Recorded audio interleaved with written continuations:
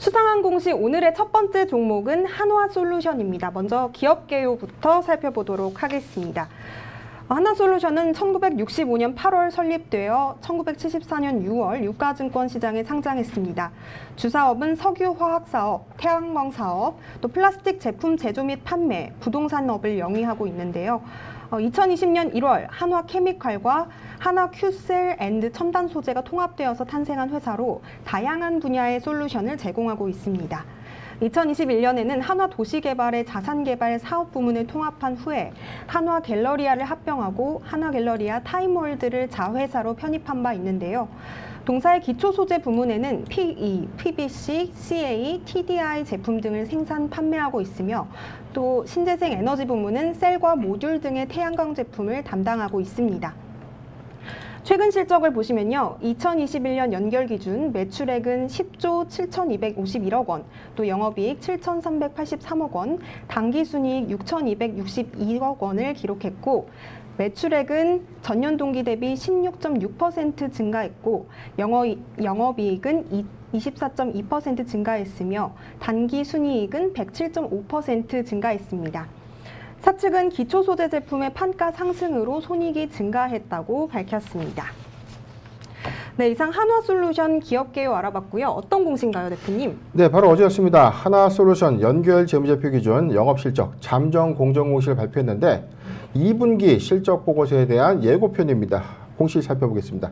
연결 재무제표 기준 영업실적입니다. 회사 매출액 연결 기준 3조 3,890억.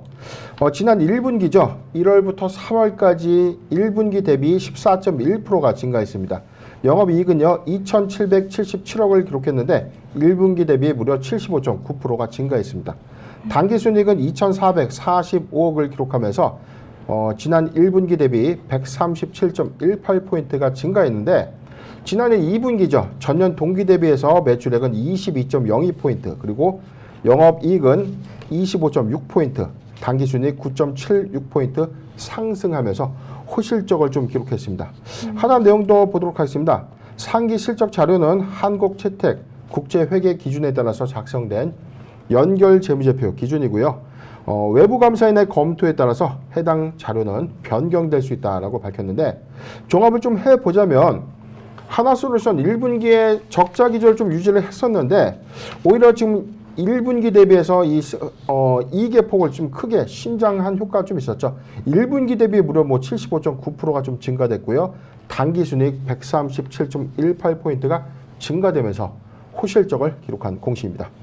네. 그러면 이 한화솔루션의 어떤 흑자 전환 그리고 호실적 발표에서 좀 궁금해지는 게 실적 기조를 앞으로도 계속해서 유지할 수 있을지가 좀 궁금해집니다, 대표님. 네, 지금 내용을 보면 우리가 지금 연결 재무제표 기준의 잠정 실적표를 보면 여기 뭐 매출액, 영업이익, 당기순이익 나와 있죠. 네. 그런데 세부적인 항목에서 어떤 사업 부분이 매출이 좀 증가됐고 감소됐는지에 대한 개별 내용을 알 수가 없어요. 이건 언제 알 수 있나?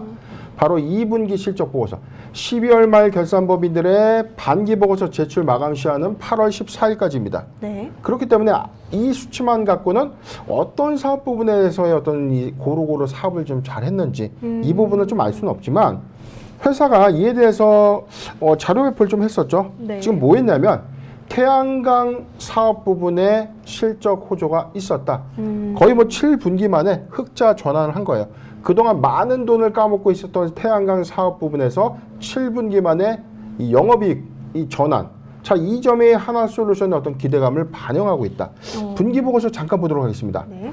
최근 1분기 보고서 내용을 좀 보면 제가 항상 강조드렸던 뭐 매출 포지션의 변화에 우리가 좀 주목을 좀 해봐야 되는데 회사는 기초 소재 사업 부분 그리고 가공 소재, 리테일, 신재생 에너지인데 지금 기초 소재는요 한화솔루션의 케미칼 부분입니다. LDPE 등의 이 소재, 레진 등 그리고 임대료 사업 부분이 있고요. 가공 소재는 자동차 부품과 산업용 소재입니다.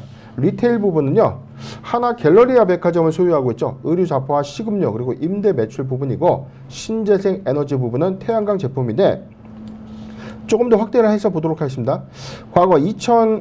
47기가 2020년도, 2021년도, 2022년도 1분기인데 내용을 좀 더 확대해서 보면 태양광 매출 부분이 19% 그리고 20.6포인트, 18포인트 매출 포지션의 비율은 감소는 했지만 점진적인 수익성 회복 관점에서 실적이 좀 증가하고 있는가? 지금 누계치로 보면 지금 240억에서 296억. 지금 1분기긴 하지만 2분기 실적 기조에 좀 더 반영이 될 겁니다. 즉 태양광 산업 부분, 즉 신재생 에너지 사업 부분의 실적 호조가 하반기에 기대감을 수반하고 있는 것이다라고 판단하는 공시인데, 일단 이 잠정치의 실적 공시에 대해서는 뭐 1분기 대비해서도 큰 폭의 성장세를 좀 이어가고 있지만, 오히려 3분기, 4, 4분기에 태양광 사업 부분의 어떤 실적 회복이 단기 모멘텀으로 좀 작용되는 효과가 있었다라고 판단해 봅니다.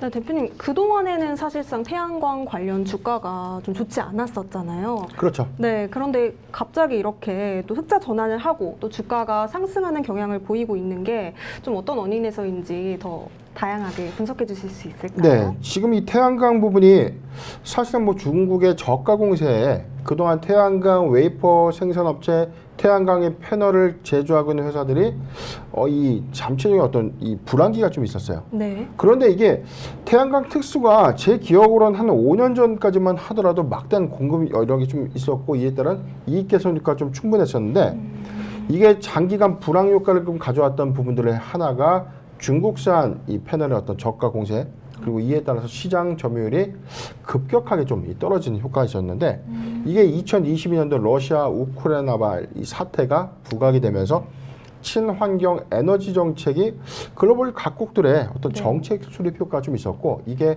미국과 유럽을 좀 중심으로 해서 수요가 좀 크게 증가했다. 저는 이게 그렇다면은 마음을 좀 놓을 수 있는 구간이 맞느냐. 자, 이 관점에서는 약간 좀 더 추이를 좀 지켜볼 필요가 있지 않겠는가. 이게 일시적인 투자 효과가 있는 것인지, 아니면 점진적으로 이 태양광의 어떤 패널 수요가 급증할 것인지, 저는 이게 좀 약간의 퀘스천이 좀 있어요. 뭐냐면 태양광 에너지 자체는 유지 보수 비용이 상당히 좀 많이 들어갑니다.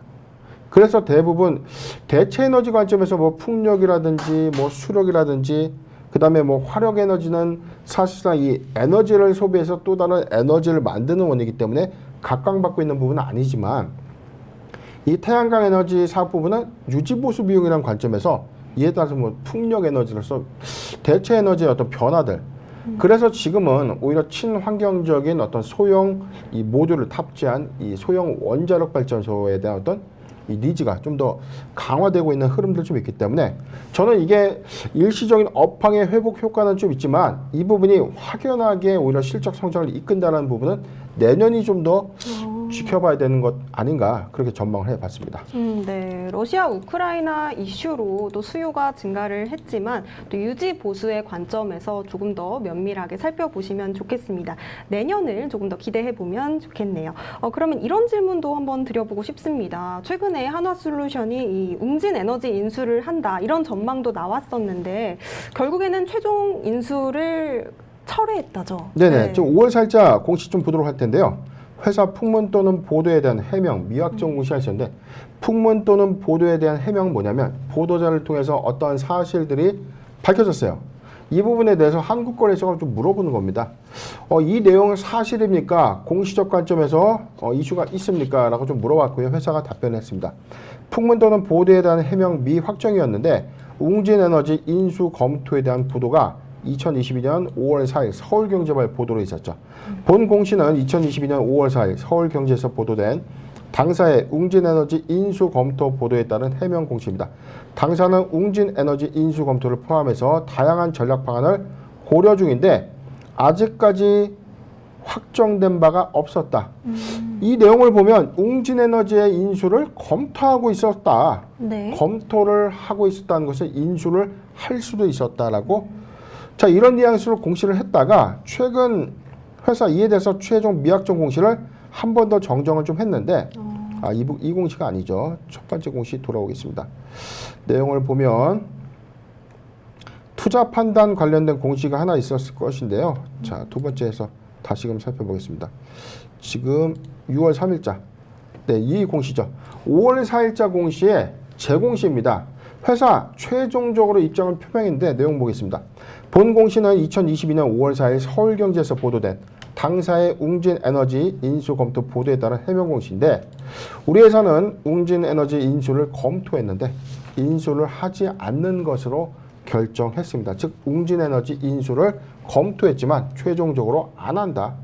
자, 이렇게 되면서 웅진에너지 관점에서는 오히려 하나그룹으로서의 어떤 편입 효과에 대한 기대감이 좀 있었을 건데, 자, 좀 안타깝게 됐습니다. 우리나라 국내에서 뭐 인곡과 웨이퍼를 동시에 생산할 수 있는 이 회사가 바로 웅진에너지였는데, 지금 이 중국산 저가 공세에 힘입어서 이게 업황을 좀 극복하지 못하고 최종 뭐 파산한다라는 이 소식까지 좀 전해왔는데, 지금 내용을 보면은 지금 오는 9월 27일 채권 신고를 거쳐서 최종 10월 25일 날 관계인 집회를 열고요. 최종적으로 파산을 결정할 방침이다. 즉 웅진에너지는 산산조각 나눠지는 것이죠. 자, 좀 안타까운 내용인데 과거에 제가 웅진에너지 투자를 좀 해서 수익을 많이 본 경험이 좀 있었거든요. 근데 네. 그때까지만 하더라도 정말 많은 투자 비용이 투입됐기 때문에 저는 이 중장기 관점에서 웅진에너지가 좀 외형 확장을 좀 더 가져가겠다. 웅진그룹의 또 다른 캐시카우로 좀 작용하겠다. 그런 전망도 좀 가져왔지만 이게 좀 격세지감이라고 해야 될까요? 좀 시간이 지나고 나니까 너무 안타까운 그런 상황이 좀 직면했는데, 저는 왜 하나솔루션이 좀 저가에 좀 인수하는 게 좀 메리트가 좀 있지 않았을까, 이런 아쉬움도 좀 있지만 세부적인 어떤 채권 금액과 인수 금액의 어떤 차이점이 분명 있었을 것이다라고 전망을 해봅니다.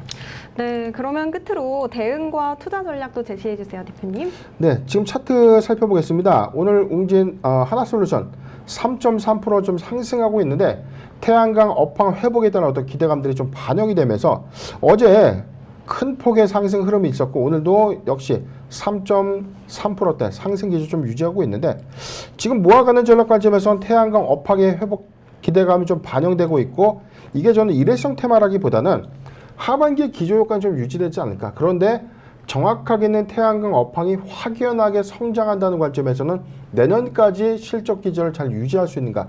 자, 이 부분이 굉장히 좀 중요한 포인트다라는 점 참고했으면 좋겠고, 우선 보유자 관점에서 영역입니다. 보유자 관점에서 영역은 36,000원이 이탈되지 않는다면 보유 의견을 제시해드리고요. 매수하기 좋은 구간 33,000원에서 36,000원, 33,000원에서 36,000원 구간에 돌입된다면 포트 비중 5%의 분할 매수 의견을 제시해드리겠습니다. 네, 매수가 33,000원에서 36,000원, 그리고 5%의 비중으로 분할 매수 의견 주셨습니다. 네, 이어서 살펴볼 수상한 공시입니다. 두 번째 종목은 G2파워입니다. G2파워 기업 개요부터 살펴보시겠습니다. G2파워는 2010년 12월 설립되어서 2022년 4월 코스닥 시장에 상장을 했습니다. 주사업은 수배 전반 및 태양광 발전 시스템 등 중전기기의 연구개발 및 제조 판매를 영위하는데요. 동사는 상태 감시 진단 기술은 에너지 관리 시스템의 일종으로 동사의 기술은 정부로부터 신기술 인증, 신제품 인증, 조달 우수 제품 인증 등 다양한 인증을 바탕으로 수배 전반 사업에서 99.4%를 수의 계약을 통해 조달하고 있으며 2021년 관급 시장 점유율 1위를 기록한 바 있습니다. 매출 포지션은 수배 전반 약 68%, 태양광 발전 시스템 약 22%, 인버터 6.4%, ESS 2.5% 등으로 구분되는데요. 최근 실적을 보시면 2021년 개별 기준 매출액은 373억 원, 영업이익 29억 원, 당기순이익 5.3억 원을 기록했습니다. 매출액은 전년 동기 대비 82억 원 증가했고 영업이익은 전년 동기 소폭 감소했으나 당기순이익은 큰 폭으로 감소했습니다. 네, 어떤 공시인가요, 대표님? 네, 바로 어제였습니다. 지금 어제는 아니었죠. 7월 27일자 공시인데 제가 좀 지난 공시를 가져온 이유가 있어요. 지금 최근에 무상증자에 관련된 이슈가 부각되면 주가가 너도 나도 묻지마 하고 상승을 해버리죠. 네. 지금 주의점 관점에서는 다시금 제가 최종적으로 좀 정리를 좀 해드릴 텐데 공시 내용을 먼저 차근차근 보도록 하겠습니다. 회사는 히스토리가 좀 있었는데 G2파워 솔직히 좀 악질이다. 6월 16일 공시 보겠습니다.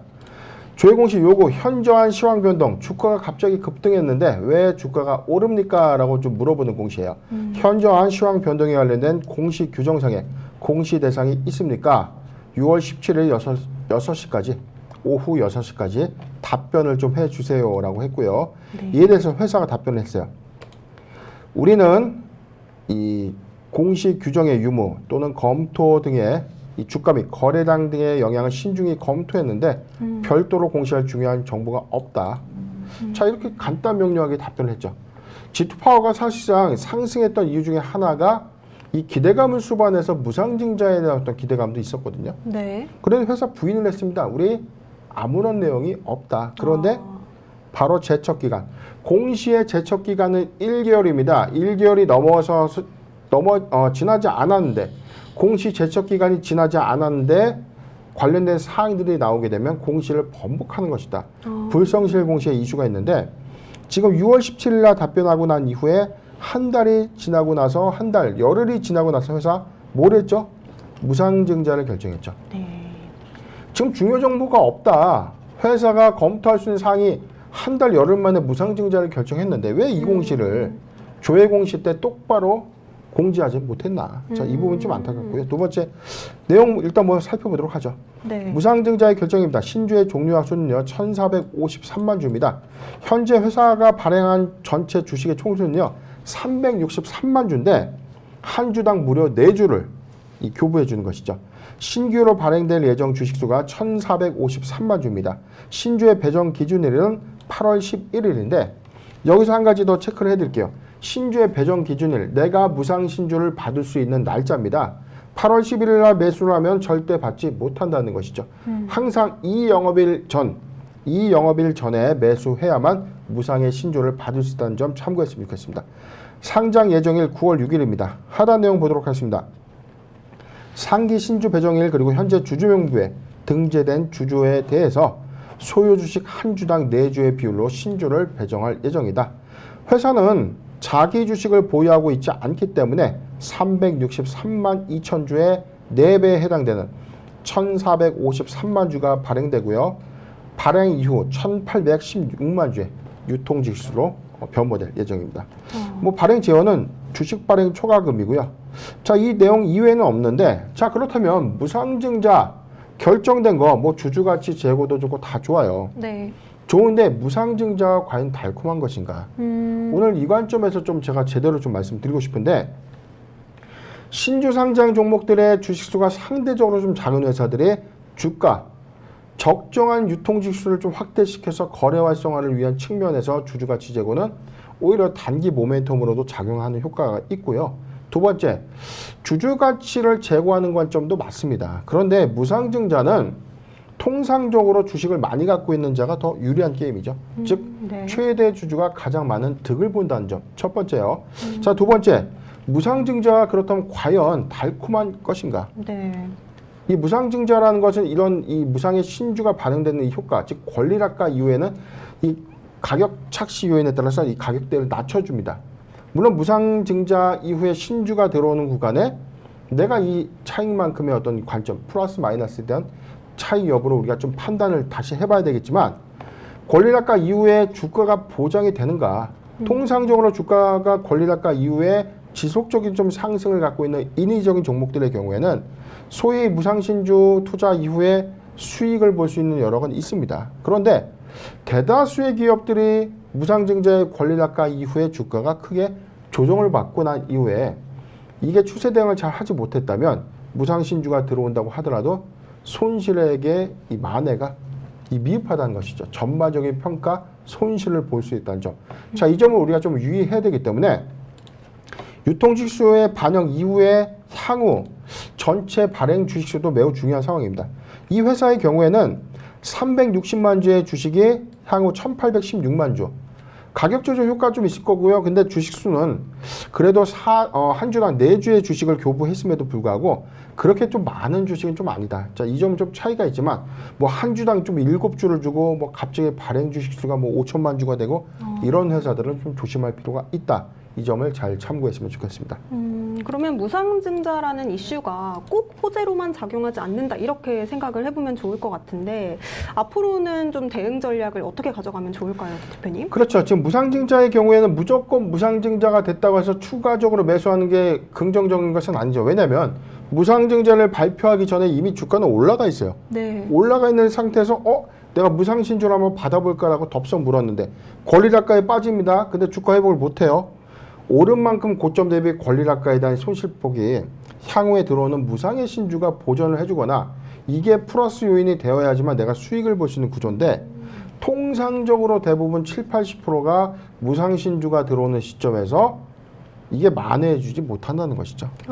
네. 그렇기 때문에 무상증자는 이런 겁니다. 내가 신주 상장 종목을 그냥 오랫동안 보유하고 있었는데 갑자기 주가가 올랐어요. 네. 주가가 오르고 나서 무상증자를 결정했어요. 그렇다면 이게 최고가를 형성할 때 무상증자에 대한 어떤 기대감은 가져가도 괜찮죠. 기존의 주주에게 유리한 것이지 추세적으로 급등하고 난 이후에 이걸 무상신주를 받아서 우리가 차익을 실현하겠다. 이 방법으로 접근해서는 안 된다. 이 점입니다. 그러면 한편으로는 또 이런 질문도 한번 드려보고 싶습니다. 윤석열 정부가 들어서면서 사실 친원전 정책 기조가 계속해서 이어지고 있는데 G2파워도 수혜를 받을 수 있을지 이런 부분도 좀 궁금해집니다. 네, 일단 수혜 관점에서 뭐 언론을 통해서 원전 수혜 종목이다. 자, 이게 배전반을 좀 만들고 있는 회사의 이 관점에서의 어떤 사업 모멘텀 부각될 수 있는가? 항상 좀 제가 누누이 말씀드렸습니다. 정기보고서 최근에 사업보고서를 좀 보면 봐봐, 이번에 사업의 내용, 주요 제품의 서비스 그리고 매출 수주사항 꼭 보셔야 된다. 이번 주요 제품 서비스 보도록 하겠습니다. 회사는 수배전반 그리고 태양광 발전의 시스템, 인버터, ESS 부분으로 사업 부분이 나눠집니다. 그런데 매출 포지션의 가장 큰 비중을 차지하고 있는 부분이 바로 수배전반인데 이 수배전반이 이 원전 설비에 들어가는 장치다. 자, 이게 뭐냐면 수배전반이요. 이 고압을 저압으로 변환시키는 이 시설입니다. 고압을 저압이죠. 저압. 높은 압력을 낮은 압력으로 이 변환시키는 장치인데 이게 변압기, 개폐기, 차단기, 제어 장치 등에 들어가는 이 설비입니다. 이게 원전 설비 일부에 좀 반영되는 효과가 좀 있다면 수혜 관점은 괜찮은데 회사 외출 외형의 캐파가 그렇게 크지는 못해요. 지금 재무제표 잠깐 보도록 하겠습니다. 회사 1분기 실적을 좀 보면 지난해 35억 원의 1분기 매출, 그런데 이번에 52억 원의 이 분기 매출을 달성을 했습니다. 네. 그리고 영업이익 보도록 할게요. 영업 손실 3억 8천만 원과 당기 순손실, 당기 순이익은 4억 2천만 원을 좀 기록했는데 지금 이게 막대한 수혜를 우리가 좀 보장하기에는 좀 외형이 그렇게 큰 편은 아니다. 그래서 왜 뉴스만 보고 우리가 투자를 하면 안 된다라고 지금 강조드렸던 원인이 세부적인 내용에서 기대감을 좀 갖는다는 것은 100원을 벌던 회사가 200원을 벌고 그 다음에 300원을 벌고 점진적인 매출 성장 그리고 이익의 폭이 극대화되는 그런 흐름들 안에서 정부 정책에 대한 어떤 수혜감이 부각됐을 때 실적이 반영될 수 있다는 기대감, 회사의 외형 가치가 커질 수 있다는 기대감을 우리가 좀 노려볼 수 있는데 지금의 경우에는 사실상 너무 이 주가의 어떤 테마성이 좀 기인된 그런 상황이 아닌가. 정부 정책의 수혜를 받는다면 지금 52억 원의 1분기 매출 기록했던 회사가 올해 뭐 2배 이상의 성장을 좀 기록하는 어떤 수치를 같이 끌고 와야 된다는 것이죠. 자, 이런 부분들에 대해서는 기대감을 수반하는 것은 맞지만 어차피 회사가 보여주는 이 성적표는 실적이에요. 실적을 수반한다는 것은 사업 가치가 계속해서 바뀔 수 있다. 자, 이 관점 우리가 좀 잘 참고하셨으면 좋겠습니다. 네, 그러면 끝으로 대응과 투자 전략까지 제시 부탁드리겠습니다. 네, 지금 주가 보면 1.27포인트 하락한 54,300원. 지금 이 무상증자에 관련된 기대감이 반영되면서 자, 제가 우려했던 부분이에요. 지금 발표는 27일 날 했는데 주가가 이미 올라와 버렸죠. 자, 여기 보도록 하죠. 27일 날 주가가 발표가 나가기도 전에 지금 35,000원대 35,000원 구간에 형성되어 있던 주가가 46,000원대까지 상한가까지 도달한 겁니다. 네. 그리고 나서 주가 우리 회사 무상증자합니다. 어서 들어오세요 하면 여기에 무상신주를 받으면 좋겠다라고 해서 혹해서 매수했다면 권리락가 이후에 주가 회복이 더디다면 100% 손실 볼 수 있다. 지금 영역은 보유자 관점에서만 영역입니다. 일단 보유자 관점에서 영역은요. 46,000원이 이탈되지 않는다면 보유 의견을 좀 제시해 드리고요. 신규종 매수 관점에서 추세 매매는 다소 이 부담스러운 구간이다라고 정리를 해 드리겠습니다. 네, 이 무상증자 소식이 들리기 전에 이미 상한가에 도달을 했었습니다. 진짜 성적인 실적에 좀 주목을 해보시면 좋겠고요. 46,000원이 이탈되지 않는다면 보유 관점 그리고 신규 진입은 조금 부담스럽다는 말씀까지 주셨습니다. 네, 이렇게 오늘은 한화솔루션 그리고 G2파워에 대해서 알아봤는데요. 대표님이 말씀하신 각각의 포인트들이 여러분의 투자 판단에 많은 도움이 되시기를 바라겠습니다. 변형인의 수상한 공시 오늘 내용은 여기까지입니다. 저희 방송 보시면서 공시 관련해서 궁금하신 점 있으신 분들은 노란톡 오픈 채팅방 변형인의 기업공시 연구소에서도 질문을 받고 있으니까요. 많은 관심과 질문 부탁드리겠습니다.